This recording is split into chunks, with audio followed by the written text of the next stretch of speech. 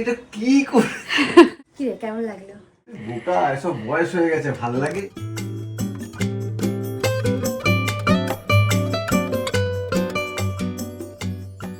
Good morning. আজকে ওর জন্মদিন, বড় হয়ে গেছে তো অনেক, মানে দিন বলছে দিন দিন বড় হয়ে যাচ্ছে তো এক্সাইটমেন্টটা নেই। যাই হোক, এখন আমরা পুজো দিতে যাচ্ছি। পুজো দেওয়ার পর ওর একটা ইম্পর্টেন্ট কাজের জন্য বেরোবে, তো চলো যাওয়া যাক।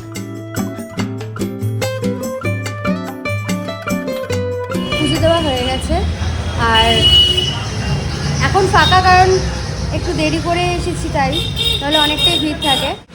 অভিরও পুজো দেওয়া হয়ে গেছে, চলো এবার বাড়ি যাওয়া যাক।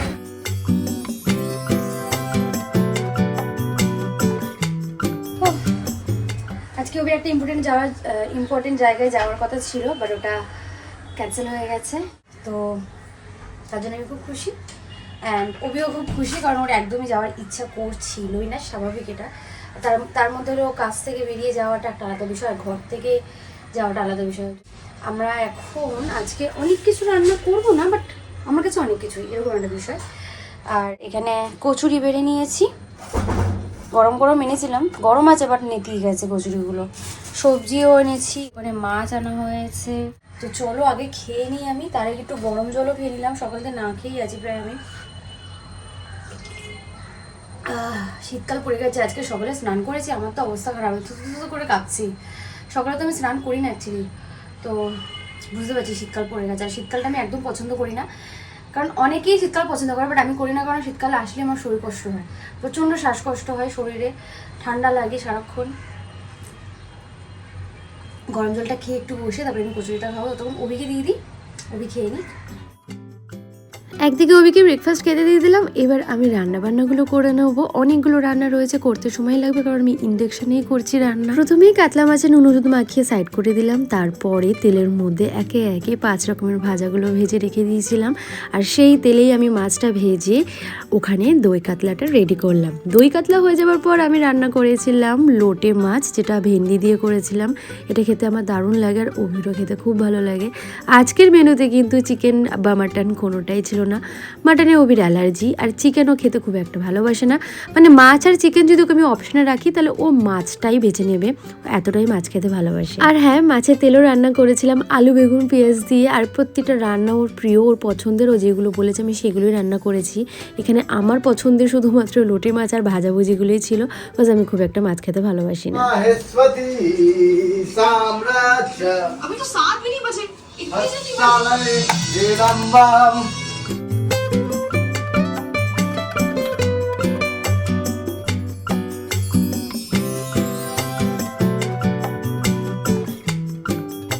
সন্ধ্যাবেলায় একটুখানি পায়েস বানিয়েছিলাম ওর জন্য। যতই হোক জন্মদিন বলে কথা, আর পায়েস ছাড়া বাঙালিদের জন্মদিন অসম্পূর্ণ। বিয়ের পর প্রথম 2 বছর ওর জন্মদিন ওই বাড়িতেই সেলিব্রেট হয়েছিল। আমার মা আর বৌদি বেশ ভালোভাবে ওর জন্মদিনটা সেলিব্রেট করেছিল, অনেক ধরনের রান্নাবান্না করে। যাক, আমি তো অত রান্না করতে পারিনি, বাট আমার মতো করে যতটুকু পেরেছি ওর প্রিয় রান্নাগুলোই বেছে বেছে রান্না করেছিল। আর তার মধ্যে অন্যতম হচ্ছে পায়েস, যেটা ওর খাওয়া বারণ, স্ট্রিক্টলি বারণ, বাট আমাকে করতেই হয়েছিল, কারণ ওর খুব পছন্দের খাবার, প্লাস জন্মদিন একটু পায়েস না খাওয়ালেই মনটা কেমন খুঁতখুত করে। প্লিজ ব্যাকগ্রাউন্ডের পিছনে ইগনোর করো এখন আপাতত, কারণ বেশি সময় নেই। বহু কষ্ট অভিকে বাইরে বার করতে পেরেছি। আজকে ওর ক্লাস আছে, যেতে চাইছিল না, বাট আমি বললাম প্লিজ যা, 1 ঘন্টার জন্য ক্লাস করেও আসবে, আস্তে আস্তে 1.5 ঘন্টা লেগে যায় ওর। এই 1.5 ঘন্টার মধ্যে আমাকে একটুখানি ঘরটাকে রুমটাকে ডেকোরেট করতে হবে, অ্যান্ড এসে আমি এই বিছানা টিছানা সব কিছু বোঝাবো। এখন আমাকে কেকটা নিতে হবে, আর কয়েকটা ফটো আমি বার করতে দেবো, সেই ফটোগুলো বার করে নিয়ে আসতে হবে প্রিন্ট আউট করে। তো বেশি সময় নেই, অভি জাস্ট বেরোলো, আমি রেডি হয়েছি, এবার আমি বেরাবো। যতই হোক কেক কাটিং ছাড়া আমার বার্থডেটা আমার ইনকমপ্লিটই লাগে।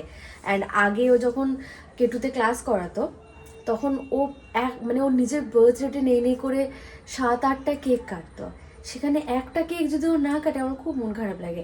আমি কালকে কেকটাই অর্ডার দিয়ে এসেছিলাম, আজকে সকালে আনার কথা ছিল, বাট সকালে ওর যেখানে যাওয়ার কথা ছিল সেখানে তো গেল না, তো আমার কেক আনাটা হলো না। তখন আমি দোকানে গিয়ে বলে এসেছিলাম আমি বিকেলবেলা এসে কেকটা নেবো, কারণ আমি জানতাম এই সময় ওর ক্লাস আছে।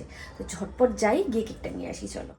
সবার প্রথম আমি গেছিলাম প্রিন্ট আউটের দোকানে, কয়েকটা ফটো সিলেক্ট করে রেখেছিলাম যেগুলো আমার খুব দরকার ছিল, সেগুলো আগে প্রিন্ট আউট করালাম। তারপর ওখান থেকে চলে গেলাম পাশের মিয়া মোড়ে। ওখানে আমি আগের দিনই কেক অর্ডার দিয়ে এসেছিলাম, কারণ ব্ল্যাক ফরেস্ট সব সময় অ্যাভেলেবেল থাকে না, খুব তাড়াতাড়ি আউট অফ স্টক হয়ে যায়, তার জন্য ব্ল্যাক ফরেস্ট অর্ডার দিয়েছিলাম। ফাইনালি চলে এসেছি সব জিনিসপত্র নিয়ে। ও মাই গড, আমার শরীরও খারাপ, চোখ মুখের উপরে তো যেওই না, খুব বিধ্বস্ত লাগছে দেখতে আমাকে। এগুলো চলো তাড়াতাড়ি রেডি করি, 7টা বাজতে যায়, 7:30টার মধ্যে অভি চলে আসবে। তো এই যে আমি ফটো বার করেছি, যেই ছবিগুলো এখন আমি কেটে কেটে লাগাবো।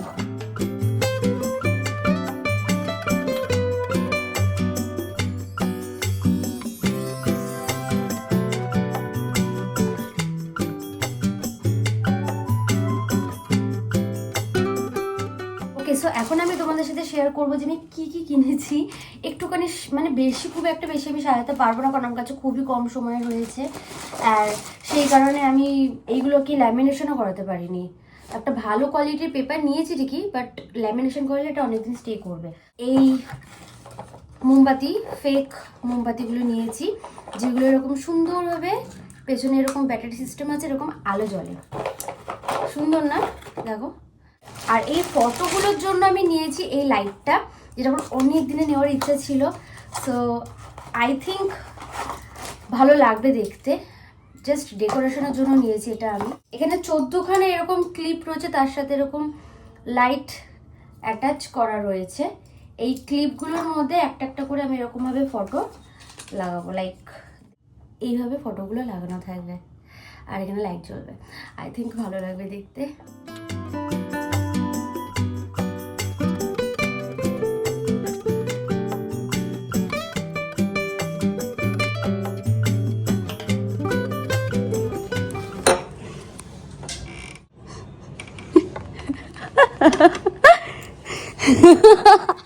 চেপে যাবো আমি চেপে যাব।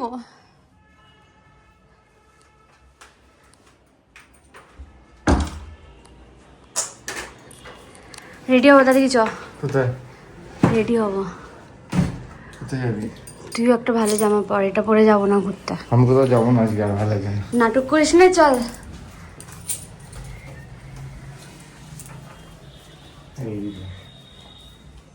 তুই কি পাগলা আছিস সত্যি? মাইরি মুখটা দেখি, সত্যি মাই, তুই কি পাগলা আছিস বলতে? দেখি মুখটা অ্যানালাইজ করছো, অ্যানালাইজ করতে একটু সময় লাগে। কখন কিনলি এগুলো তুই? 1 ঘন্টার মধ্যে তুই বেরিয়ে যাওয়ার। কেক তো সকালবেলায় আনার কথা ছিল, মনে আছে? ডাব খেতে গেছিলাম, হ্যাঁ হ্যাঁ, দোকানে গিয়ে বললাম কেকটা এখন নেবো না, বিকেলে নেবো ক্লাসে। This for you, please pick it up. কি অবস্থা তোর? তুই এগুলো বসে বসে করেছিস বোকা। স্মল হ্যাপিনেস, ছোট্ট পরিবারে স্মল হ্যাপি। ধন্যবাদ। ফুলে কাটা নেই, ভালো ফুল। ফুলে কাটা আছে, আমি ইচ্ছা করে কাটা রেখেছি, আমাদের রিলেশনশিপের মতো একদম। যত কাটা থাকবে তত সুন্দর। Thank you so much for beautiful rose. Oh my god, তুই এটা কি কর? লজ্জা লাগছে। বোকা, এসব বয়স হয়ে গেছে, ভাল লাগে, সুন্দর লাগছে বেশ। আমি জানতাম বয়স হয়ে গেছে বলেই করেছি। সবার ফটো দিয়েছি, দেখ উঠে ভালো মতো। হ্যাঁ দেখেছি জ্যাকি, ওর কিসবেরও ফটো আছে, জ্যাকি ফটো। সব এই ক্যান্ডেলগুলো অর্ডার করে রেখেছি, লাইটগুলো অর্ডার করে রেখেছিলাম। কিছুই জানি না এটা কখন অর্ডার করেছিস তুই। হ্যাঁ আমি তো তোর মতো সব জানিয়ে দেবো সারপ্রাইজ রেডি করে। আমি বলছি জানি না, এইটা আমি দেখেছিলাম, বাট কোথায় লাগাবে কোনো পরে তো লাগাবে কোনো আইডিয়া। বাট সুন্দর হয়েছে, খুব ভালো লাগছে ঘরটা। লাইটে ওই মারটা লাগাতে পারতিস, লাইটটা। কোন লাইটটা? ওটা কি তোর ফটোর সামনে মোমবাতি জ্বলছে? So much. নে ওকে একটা কাটো, দেরি হয়ে যাচ্ছে, ডিনারে যেতে হবে তো এবার আমাদের।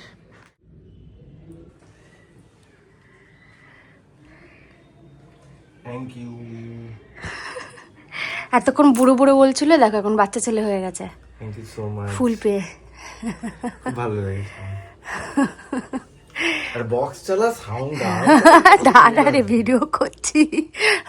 ওকে আমি একটু নিজেকে দেখাই এবার। আসছি আমি। ও এতক্ষণ পর তোমরা তো ভিডিওতে দেখলে কি কি করলাম, এবার ওর কাছ থেকে শুনি সুন্দরভাবে। কি রে কেমন লাগলো? এক্সাইটমেন্ট ছিল না আমার সকাল পর্যন্ত যে ঠিক আছে হচ্ছে, ঠিক আছে।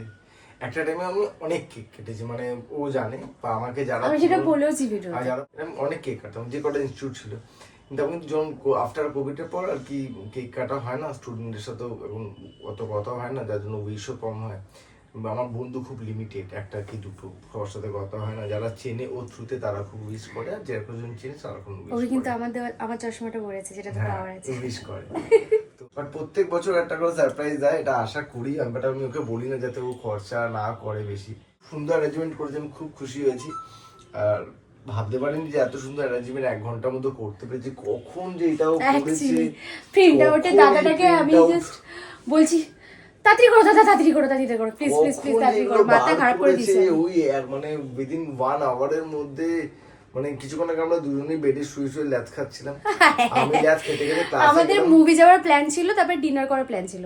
এত ল্যাথ খেয়েছি দুজনে মিলে। ও বলছে কি ছাড়, বেকার খরচা করেও লাভ নেই, শুয়েই থাকি, ক্লাসটা একটু দেরি করেই করাতে যাব, মুভি দেখতে যাব না, ক্যান্সেল করে দিই, মুভি দেখতে যাওয়া ক্যান্সেল। যাই হোক, আরেকটা কথা, আমি যেহেতু অনেকদিন পর ছুটি পেয়েছিলাম, তো আজকে আমি অনেকদিন পর ভালোভাবে শুয়েছিলাম। আমি দেখেছি ফেসবুকে আমার চেনা পরিচিত, ওর চেনা পরিচিত কিছু প্রিয়জন খুব ভালোভাবে আমাকে ভালোবাসা দিয়েছে আমার জন্মদিন উপলক্ষে। তাদের সকলকে আমার তরফ থেকে ভালোবাসা। কেন আপনাদের আশীর্বাদ আমরা সুস্থ এবং ভালো দুজনেই থাকতে পারি, এটাই আশা করবেন, সবসময় পাশে থাকবে। হ্যাঁ, এবার এটা বল আজকে যে আমি এত সুন্দর রান্না করলাম। হ্যাঁ, রান্না সকালবেলা গিয়ে আমি এনে দিয়েছিলাম। মাঝপথে আমি বলতে গেলে, সত্যি কথা বলতে গেলে চিকেনের দিকে আমি বেশি ভালো লাগে না, ও মাছ খেতে বেশি খেতে ভালোবাসি, তো ওই জন্য ও ভালো রান্না করেছে। আমার যে কটা ফেভারিট একদম না, সেটা বলছি না আমি, যে কোনটা ভালো হয়েছে সব থেকে বেশি। আমি একটা কনফিউশন এখনো পর্যন্ত, সত্যি বলতে। আমি লাস্টে যে বলবো পায়েসটাও ভালো হয়েছে, পায়েসটা আমার খুব ফেভারিট। পায়েস টিয়ারি পর বারণ, কিন্তু ওনার প্রত্যেকটা জিনিস আমার পছন্দের রান্না হয়েছে, আর প্রত্যেকটা জিনিস আমার ভালো লেগেছে। ঠিক আছে, রাত্রে কিছু এত প্রশংসা আমি নিতে পারছি না। আজকে ওর দিন, ওর প্রশংসা নেওয়া উচিত, ওর স্পেশাল ফিল করা উচিত, আমার দিন নয়। তাই আমি এত প্রশংসা নেবো না। Otherwise god bless you. এখন কেকটা কাট, ভালো করে কাট Babai. Happy birthday to you, happy birthday to you, happy birthday dear Babai, happy birthday to you. Abhi আমাকে বলছে কেকটা তো তুই নিজের জন্য এনেছিস, আমার জন্য তো আনিস। কিন্তু কেকটা খেতে ভালো বল বাবাই। কুটুস কুটুস করে খেয়ে যাচ্ছে কেকটা, ওই জন্য তো ব্ল্যাক ফরেস্ট এনেছি। আমি তো জানি কেক তো খায় না, বাট খেলে একটু এই কেকটাই খায় ও। কুটুস কুটুস করে কিন্তু প্রায় খেয়েই নিয়েছে, অনেকটাই খেয়ে নিয়েছে, দেখেছো? অনেক জোর করছি, একটুখানি চল, একটুখানি চল। জানি না ও যাবে কিনা, দেখি যদি রাজি করাতে পারি তাহলে বাইরে বেরাবো, আর নাহলে ব্লগটা এইভাবে এডিট করতে হবে। হ্যাঁ, রেডি হয়ে গেছি, মানে এটাই তো সারাদিন আমি এটাই পরেছিলাম অ্যাকচুয়ালি। এটা পরে মন্দিরে গেছিলাম, তারপর আবার এটা খুলি দিয়ে ঘরের কাজ করলাম, আবার এটা পরে বাইরে গেলাম, আর তারপরে ড্রেস চেঞ্জ করার সময় পাইনি, তারপরে সন্ধে ফন্ধে দিতে হলো। অ্যান্ড এখন যাচ্ছি একটু পুরোহিতের সাথে কথা বলতে, যেটা খুবই দরকার কার্তিক পুজোর জন্য। তো ওখানে তো আমি ওয়েস্টার্ন পরে যেতে পারবো না, তার জন্য ভাবলাম যে ড্রেস চেঞ্জ করবো না, এটা পরেই চলে যাই, এটা পরেই খেতে চলে যাবো। নাহলে আমি প্ল্যান করেছিলাম ওয়েস্টার্ন, মানে জিন্স টপ বা কোনো একটা ওয়ান পিস পরে আমি যাবো বাইরে, রেস্টুরেন্টে খাবো, মুভি দেখবো, বাট সেগুলো তো কোনোটাই অভির জন্য হলো না। এখন তো শুধু ডিনারটুকু আমরা প্ল্যান করেছি, সারপ্রাইজ ডিনারটুকু প্ল্যান করেছি। ঘর থেকে বেরিয়ে সর্বপ্রথম দুজনেই চলে গেলাম বাড়ির পাশে মহাকাল মন্দিরে। ওখানে গিয়ে সন্ধ্যা আরতি দেখলাম, প্রসাদ খেলাম, তারপরে চলে গেছিলাম পুরোহিতের সাথে কথা বলতে। পুরোহিতের সাথে কথা বলতে অনেকটা সময় লেগে গেছিলো। ওখান থেকে বেরিয়ে আমি ভাবলাম চোখে নিয়ে রেস্টুরেন্টে যাবো, কিন্তু ওই যে অভি জেদ ধরেছে, ও যাবে না তো যাবে না। ওর নাটাকে আমি হ্যাঁ করতেই পারলাম না। ও বললো ফালতু খরচা করে রেস্টুরেন্টে খাওয়া দাওয়া করার দরকার নেই, বিরিয়ানি কিনে ঘরে বসে শান্তিতে টিভি দেখতে দেখতে খাবো। এইভাবেই অভি জন্মদিনটা কাটলো। আর তার পরের দিন অভি জন্মদিন উপলক্ষে কিছু মানুষকে খাওয়ানোর খুব ইচ্ছা ছিল, তার জন্য আমি আর অভি রাত্রিবেলা বেরিয়ে পড়লাম কিছু মানুষকে খাওয়াতে। অ্যাকচুয়ালি ইচ্ছে ছিল অভির জন্মদিনটা আমি অরফেনেজ বা কোনো বৃদ্ধাশ্রমীকে সেলিব্রেট করবো, বাট সেটা হলো না। অভির একটা ইম্পর্টেন্ট প্ল্যান ছিল জন্মদিনের দিন, সেটার জন্য আমি ক্যান্সেল করে দিয়েছি। আনফর্চুনেটলি জন্মদিনের দিনই ওর ইম্পর্টেন্ট জায়গায় যাওয়ার প্ল্যানটা ক্যান্সেল হয়ে যায়, তো বাধ্যতামূলক আমাকে এটাই করতে হয়েছিল। যাক, তোমাদের ভিডিওটা কেমন লাগলো অবশ্যই জানিও। টাটা।